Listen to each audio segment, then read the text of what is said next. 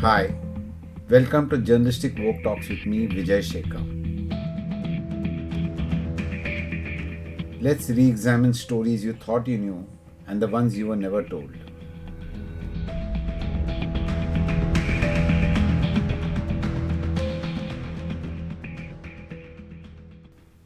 I'm Vijay Shekhar and I've had a career in media spanning 3 decades. I've covered every story from Bollywood to business, crime to politics, where I can say journalism runs in my veins.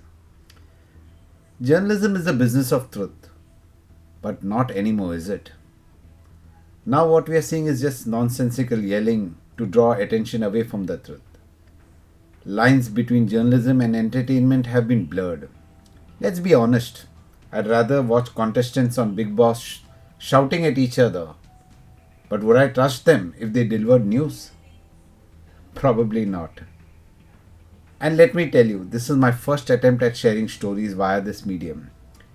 I thought it would be very interesting to bring some stories out from the archives to show you what real journalism was back then.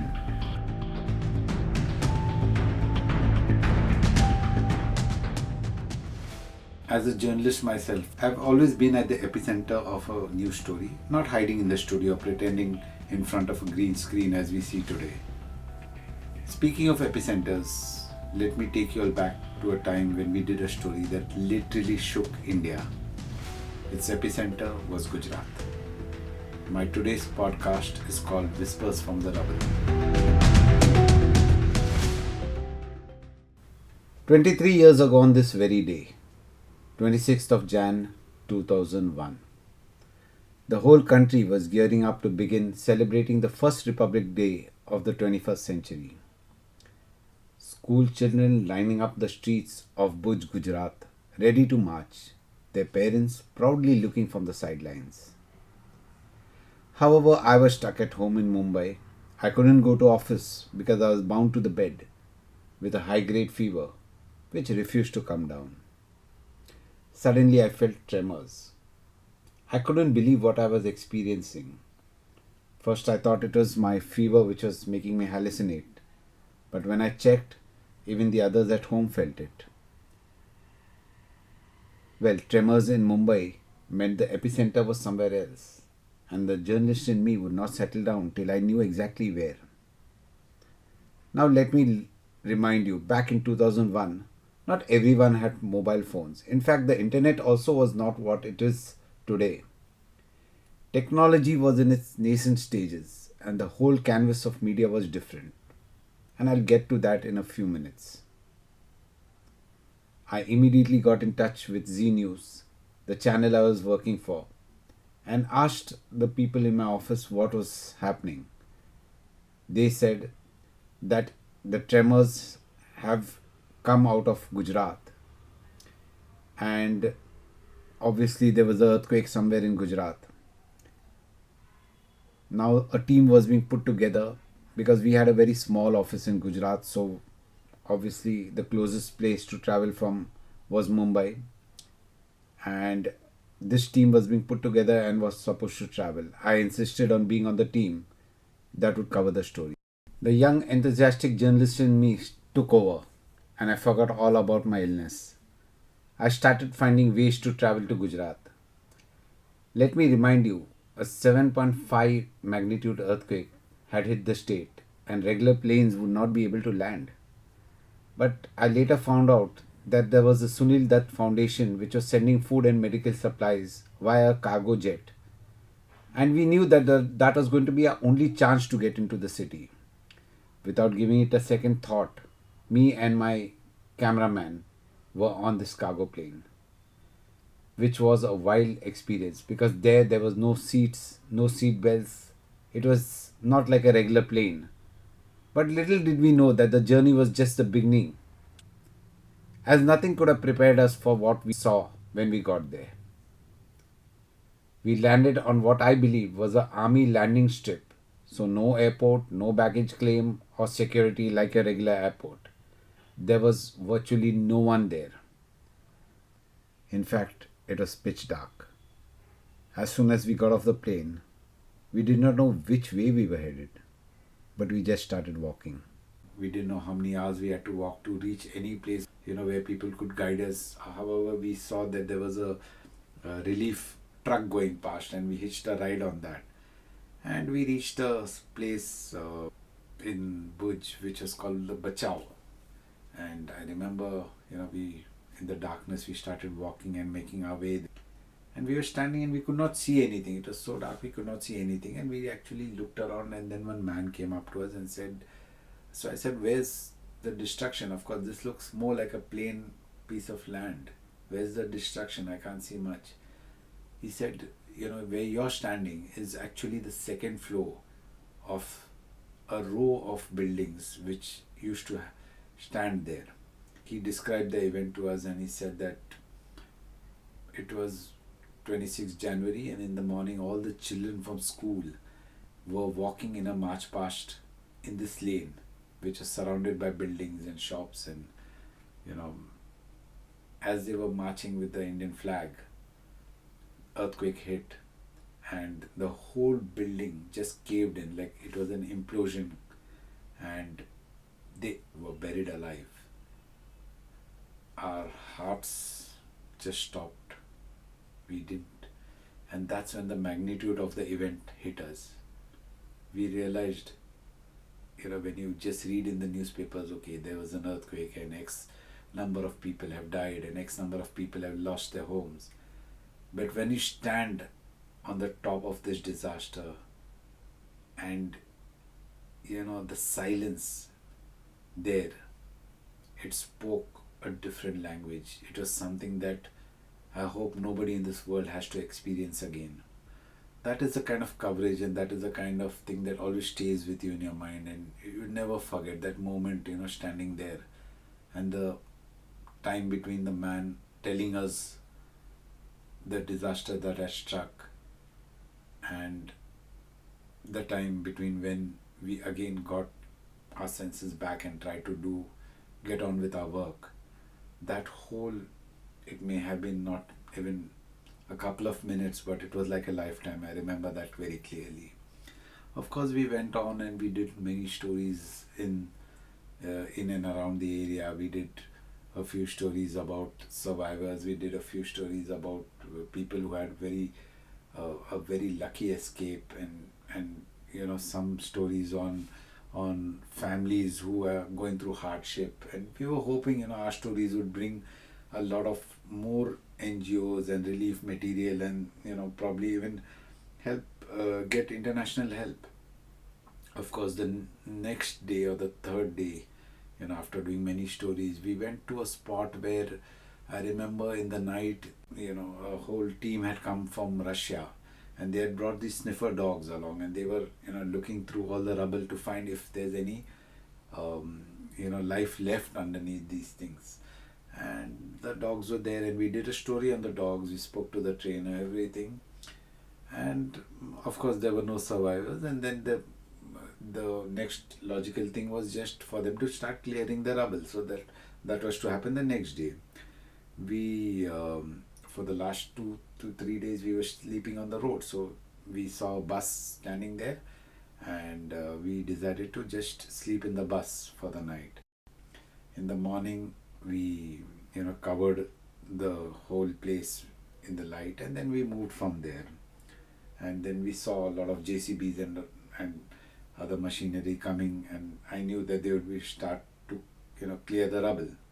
We went on to other locations doing the stories.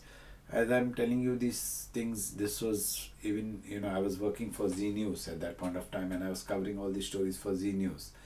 We never had any OB vans as we have today, or these backpacks from where we can beam live. So every story we would do, we had to go a couple of hours away and then start feeding it so that it reaches our office, and from there it goes on air. So it was very different days from what today. If we are at a spot, we can just beam live in a matter of seconds and people would get live images. It was not at all that. There were no mobile phones.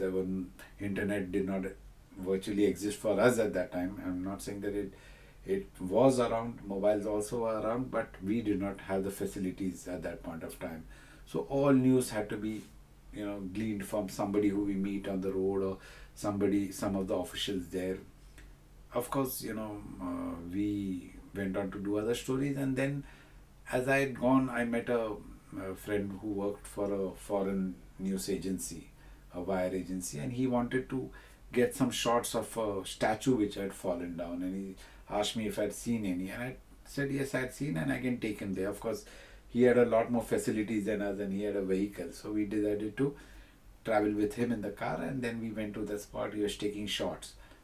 Now, as we were taking shots, I happened to meet a police official who I had spoken to a few days ago, and he saw me there. And immediately, as he was passing by in his jeep, he shouted out and saying, "What are you doing here? There's a story. Just follow me. It's a huge story." I said, "Let's follow him." We, I asked my colleague also to join me, and we went in the car, followed the jeep, who was rushing through. Now, when we reached the spot, I remembered that it was the same spot that we were the night before, where the sniffer dogs had come. And of course, they had not found any sign of life there, and they had given up. But as they were digging and just moving the rubble in a very rough manner, when there's human life, they try to do it very carefully and try to remove so that there's no collapse. Yeah, they were just moving it in a rough manner just to clear the place, and they heard some voices underneath. And immediately all work stopped, and they realized that some people were still alive, buried under. And this I'm talking of was the fourth day of the earthquake. It was extremely shocking to see that a lot of people were there, and they were just standing and waiting in anticipation of what is gonna come. Like who was lucky enough to survive 4 days, and now these people I'm talking of are themselves who were affected, whose houses had crumbled, who had lost relatives, who had lost family members. They were standing there, and some had tears in the eyes, some had a smile in the face, because they could see some kind of hope in that place which was completely destroyed. And let me tell you the scenes a few days before. If you walk the roads, there were animals lying all across, dead. There were human remains, and the government machinery was having a hard time removing these things, because they knew that if these animals and their carcasses and the human remains were there, it would lead to infection. And after an earthquake, just it's not the death of the collapse of buildings and all which caused deaths. It is more than that. It is the infection that spreads later. The water gets infected, the area gets infected. So, this scenario, in this whole gloom, this ray of hope came from this area. The dogs also could not have sniffed life, and now suddenly they could hear a voice from underneath. Now, I just forgot for a moment that I was a journalist, and immediately got down into this area where they were trying to remove stones one by one. And I also started helping, because everybody there was, it was not just the government officials or the police or the fire brigade who was doing it. It was common men also. So somehow I forgot that I should be the one. I felt I needed to help, and we got down and we started pulling out the stones, and slowly they found in one hollow there was a man, and he put out his hand, and I still remember the scene where only his hand came out, and people just they just erupted. They just didn't know how to react to that, because finally, after so many days, they are seeing life and a life saved. Immediately the moving of the rubble increased at a more vigorous pace, and they pulled this man out, and he told them that at the other corner of the room his wife and child were stuck, and even they were alive. And then there was more action, and then we could slowly dig out a place and bring the wife and a small child. If I remember clearly, the kid may not have been even 4 years old, and the kid was also pulled out, and he could barely walk. Obviously he was stuck for so many days with no movement of the limbs, and he was all three of them could barely walk. They survived somehow for the last 4 days in darkness, and they were carried out, and as they were brought out, people started clapping and people started crying, and the scenario was out of this world. Of course, the first question in my mind arose, how did you survive? What kept you alive? And the answer he gave was equally, heart wrenching. And he said that, there was a fridge which was open and we survived on a few tomatoes which were there in the fridge. And I was able to eat some and throw some to at the other end where my wife and child were there, and that's what kept us. But I said, still, there was no hope. It was dark. You didn't know whether you will be rescued or not. He said that the only thing that kept me alive was the sound of my child. And I knew that he was alive, and that's something that gave me strength. And I always believed that I would be rescued. Of course, time in that darkness and in that moment, every second is like an hour, and every hour is like a day. And to have spent 4 days underneath, it is, something out of this world. It is something which needs more than human strength. And that scenario was something that has never left me. We covered the story, we came back to Bombay and we filed the story. Of course, this went on, all the international media also picked up, because the story was so, heart wrenching, and equally a sign of hope that even there could be more survivors and they could save more lives. But somehow the way the story, unfolded was something that has never left me. And I believe that, every journalist needs to go through that process, go through that whole scenario. And that's when it really makes you understand that a story is way above what you're actually covering. It has a larger meaning, and it means a lot to public. Even though there were other places where people had not been affected by the earthquake, this story had touched their hearts and gave them hope. When even at your darkest time, there will always be a glimmer of hope and you can come out of it. That's all from me today. Vijay Shekhar here, signing off.